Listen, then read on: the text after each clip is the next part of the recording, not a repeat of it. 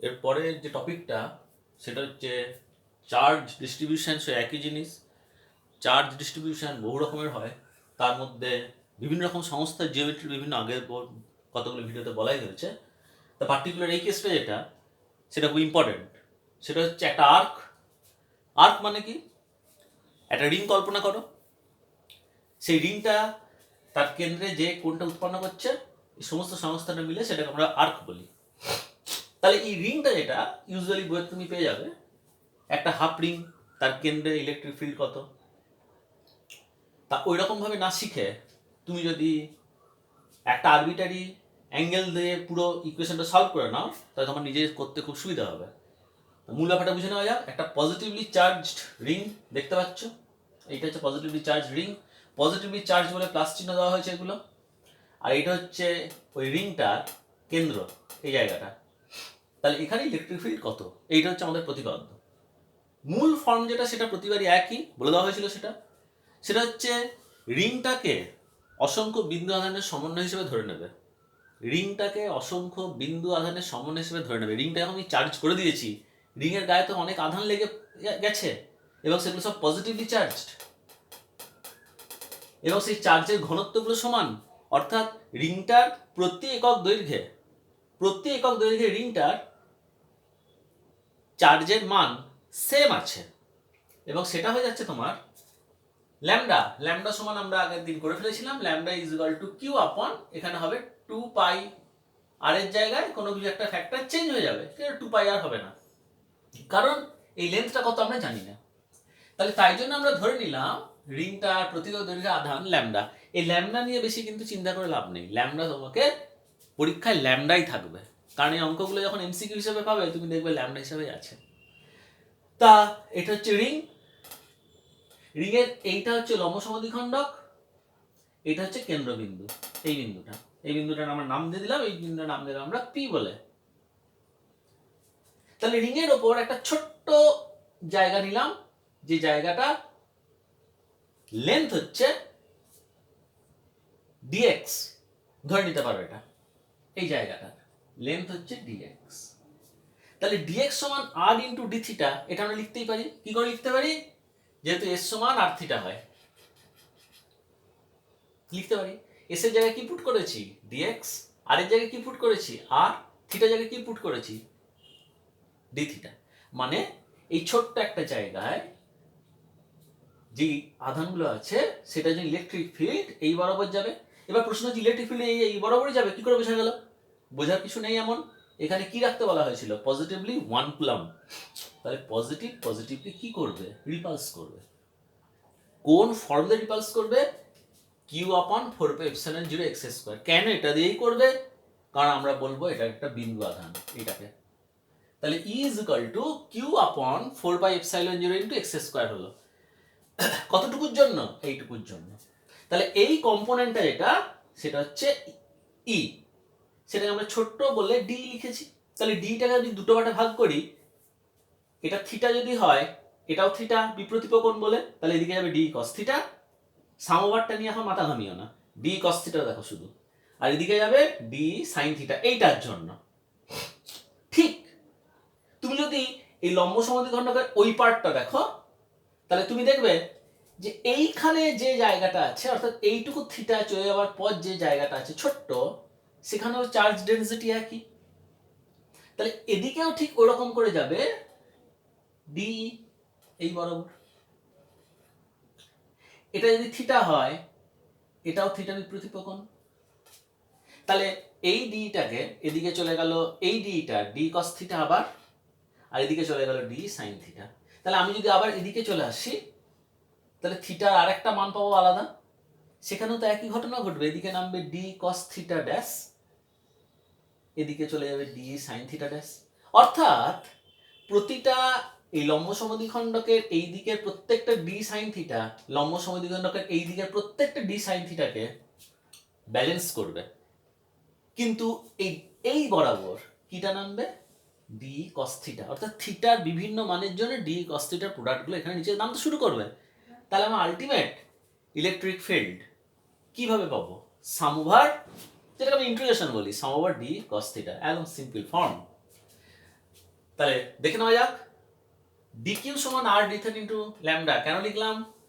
এই জায়গাটাতে কত পরিমাণ চার্জ আছে সেটা মাপছি, তাই জন্য লিখলাম। ডিকিউ কেন লিখলাম? চার্জ কম বলে ডি লিখলাম, তারপর কিউ লিখলাম। তাহলে আমার কত এলো? R D theta into lambda. তাহলে ডি কত হলো? R D theta lambda divided by 4/0 into R square. আরটা কি? এইখান থেকে এর দূরত্ব। তাহলে ডি সাইন থিটা প্রতিনিতে হলো, তাহলে ডি কস থিটা সাম ওভার হলো, মানে ইন্টিগ্রেশন মাইনাস থিটা টু থেকে প্লাস থিটা টু। কেন? কারণ এই লম্ব সমদ্বিখণ্ড যদি এদিকে হয়, তাহলে এদিকে যখন কোণটা বাড়বে, এটা পুরোটা ফাই, এইখান থেকে এই লাল কালিতে দেখানো হচ্ছে, এখানে পুরোটা হচ্ছে ফাই। ফাইটা হচ্ছে ভ্যারিয়েবল, এইটাই তোমাকে বলানোর চেষ্টা হচ্ছে, ফাইটা হচ্ছে ভ্যারিয়েবল। তুমি 180 ডিগ্রি নিলে যেরকম পাবে, 90 ডিগ্রি নিলে আলাদা পাবে, 60 ডিগ্রি নিলে আলাদা পাবে, 360 ডিগ্রি নিলে আলাদা পাবে। তাহলে এটা হচ্ছে ফাই। তাহলে এই লম্ব সমদ্বিখণ্ডের এধারে যদি আমি কোণটাকে আস্তে আস্তে বাড়াই, তাহলে আমি পাচ্ছি 0 থেকে -5/2। আবার যদি এদিকে বাড়াই, তাহলে পাবো 0 থেকে +5/2। এটা নিশ্চয়ই জ্যামিতি থেকে জানা আছে। তাহলে টোটাল ইন্টিগ্রেশন কত হলো? -5/2 থেকে +5/2। এবার ইন্টিগ্রেশন আশা করি করা আছে সবারই। তোমার নেট রেজাল্ট হচ্ছে এটা, λ/2πε0 ইন্টু আর সাইন 5/2। এইটা হচ্ছে তোমার আসল জিনিস। তাহলে এইটার উপর আমি যদি একটা অ্যাপ্লিকেশন করি, একটা অ্যাপ্লিকেশন তোমাকে ছোট্ট দেখানো হয়েছে, যে এটা সুবিধা হলো যে আর্ক যে কোনো কোণ, যে কোনো কোণ করুক না কেন, ছবিতে কোনটা যে কোনো কোণ, এইটা হচ্ছে যে কোনো কোণ, এইটা হচ্ছে যে কোনো কোণ। এই কোণটা কি মানটা দেওয়া আছে? 60 ডিগ্রি, 90 ডিগ্রি, 180 ডিগ্রি দেওয়া আছে? দেওয়া নেই। তার মানে তুমি এখানে যত ভ্যালু পুট করো না কেন, তোমার রেজাল্ট এখানে কিন্তু ফাইন চলে আসবে। অ্যাজ ফর এক্সাম্পল, একটা পজিটিভলি চার্জ রিং কিভাবে রাখা হয়েছে লক্ষ্য করো, ওয়াই অ্যাক্সিস বরাবর রেখেছি, এইভাবে রেখেছি। তাহলে এখানে অ্যাঙ্গেলটা কত ডিগ্রি? যে কোনো কেউ বুঝতে পারছে অ্যাঙ্গেলটা হবে 180 ডিগ্রি। তাহলে 180 ডিগ্রি বাই 2 সমান কত হয়? Sine 90 degree. তাহলে কত উত্তর আসে? λ/2πε0 ইন্টু আর। আমরা বহুবার বলেছি যে ইলেকট্রিক ফিল্ডের ডিরেকশন থাকবে, ইলেকট্রিক ফিল্ডের মান থাকবে। তাহলে ডিরেকশন কোন দিকে? ডিরেকশন দেখো, পজিটিভলি চার্জ যদি হয় এই কেন্দ্র বরাবর, ঠিক লম্ব সমদ্বিখণ্ড বরাবর বাইরের দিকে, বাইরের দিকে লম্ব সমদ্বিখণ্ড। আর যদি হয় এটা নেগেটিভলি চার্জ, এই পয়েন্টটাই থাকবে, মানটা একই থাকবে, এটা শুধু ঘুরে যাবে। তাহলে উত্তর কত এলো? Equal to λ/2πε0 into R I hat. কেন আই হ্যাট? এটা যদি হয় তার কেন্দ্র, ইলেকট্রিক ফিল্ডটা এই বরাবর যাবে, তাই জন্য এলো। এখানেও ঠিক সেরকম একটা সিম্পল দেওয়া হয়েছে। এইটা কিন্তু খুব জরুরি, তোমার এই টাইপের জিনিসগুলো তোমার এমসিকিউ এ পড়বে।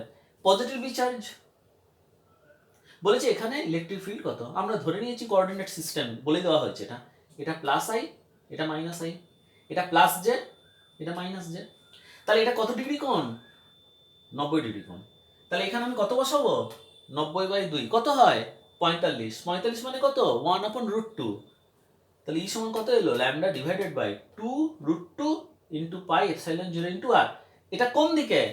এই বরাবর স্যার। কারণ বলে দেওয়া হয়েছে কি, যেমনই আর্ক হোক তার ঠিক লম্ব সমদ্বিখণ্ড বরাবর এটা নামবে, তা নেমেছে। এবার এটাকে দুটো পার্টে ভাগ করো। ই এর এদিকে কত যাবে? ই কস থিটা, এদিকে কত যাবে? ই সাইন থিটা। 45 ডিগ্রি বলে দুটো ভ্যালু কেমন হবে? সেম হবে। তাহলে এটা হচ্ছে ভেক্টর ফর্ম। এই ভেক্টর ফর্মটার দিকে নজর দেবে, তোমাদের পরীক্ষায় এইসব জিনিসগুলো বেশিরভাগ ক্ষেত্রে আসে।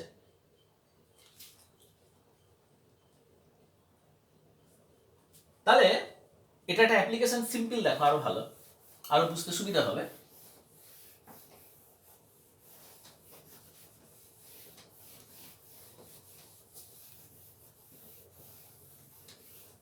রিং এর ক্ষেত্রে আমরা দেখেছি যে রিং এর কেন্দ্রে নাকি, পজিটিভলি রিং যদি হয়, রিং এর কেন্দ্রে নাকি ইলেকট্রিক ফিল্ড হয় 0। তাহলে এইটা দিয়ে কি আমরা এটা বুঝতে পারি? ওয়েল, খুব সিম্পল বুঝতে পারো, তুমি এটাকে দুটো ভাগে ভাগ করে দাও, দুটো পার্ট, এটা একটা পার্ট, এটা একটা পার্ট। তাহলে এটা যদি পজিটিভলি চার্জ হয়, তাহলে এ বি সি একটা পার্ট, আর এ ডি সি আর একটা পার্ট। তাহলে যদি পজিটিভলি চার্জ হয়, এই বড় ইলেকট্রিক ফিল্ড আসবে, এবং সেটা ভ্যালু কত হবে? λ/2πε0 ইন্টু আর সাইন, এটা কত ডিগ্রি কোণ? 180 মানে হচ্ছে সাইন 90, মানে হচ্ছে λ/2π 2 পাই এপসাইলন 0 ইন্টু আর, এবং আমি এটা যদি 0,0 বিন্দু ধরি, আমি যদি এটাকে আই হ্যাট বলি, এটাকে মাইনাস আই হ্যাট বলি, এটাকে প্লাস জে হ্যাট বলি, এটাকে মাইনাস জে হ্যাটে সূচিত করি, তাহলে এটা হচ্ছে প্লাস আই হ্যাট। এটা কোন অংশের জন্য? For ABC part, for ABC arc. As well as for ADC arc, you will get lambda divided by 2 pi epsilon 0 into r minus I hat for arc ADC. Simple ব্যাপারটা কত দেখো, তাহলে এই পয়েন্টে একই সাথে কটা ফিল্ড আছে? দুটো, একটা এদিকে একটা এদিকে, এবং দুটোর ভ্যালু তো সমান, তাহলে কত তোমার নেট ইলেকট্রিক ফিল্ড আসবে? 0। তাহলে এইটা হচ্ছে অ্যাকচুয়াল কনসেপ্ট, যে একটা রিং এর মাঝে কেন ইলেকট্রিক ফিল্ড নীল হয়। তাহলে এইরকম প্রবলেম যখন পড়বে, তুমি যে সূত্রটি শেখানো হয়েছে, অর্থাৎ lambda by 2 pi epsilon 0 into r sine phi by 2, phi মানে হচ্ছে পুরোটা, সেইটা জুড়ে করার চেষ্টা করবে, অঙ্কগুলো সহজ লাগবে। কিন্তু যদি এইটা আমি চেঞ্জ করে দিই সামান্য, কি হয় দেখো, এটা কি চার্জ বলেছি? পজিটিভলি চার্জ, আর ধরো এটা হচ্ছে নেগেটিভলি চার্জ। কি ঘটনাটা ঘটে দেখো, দুটোর কিন্তু ল্যামডা সেম।